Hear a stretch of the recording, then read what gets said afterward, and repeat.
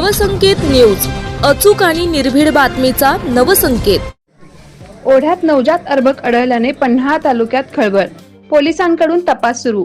पन्हाळा तालुक्यातील वाघोळे येथे ओढ्याच्या पात्रात नवजात अर्भक मृतावस्थेत आढळून आल्याची धक्कादायक घटना समोर आली आहे।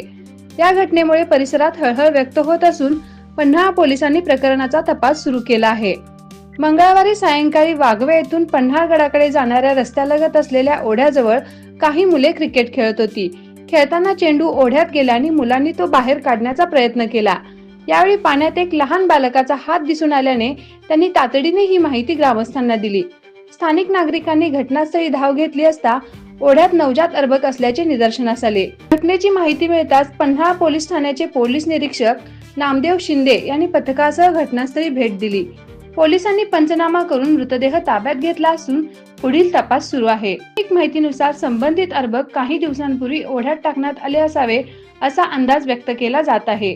मात्र नेमकी परिस्थिती आणि कारण स्पष्ट होण्यासाठी पोलिसांकडून विविध अंगांनी तपास सुरू असल्याची माहिती मिळाली आहे।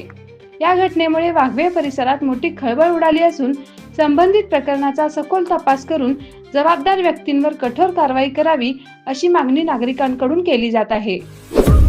आपल्या परिसरातील महत्त्वाच्या बातम्या पाहण्यासाठी आमच्या नवसंकेत न्यूज चॅनलला YouTube वर सबस्क्राइब करा आणि बेल आयकॉन प्रेस करा।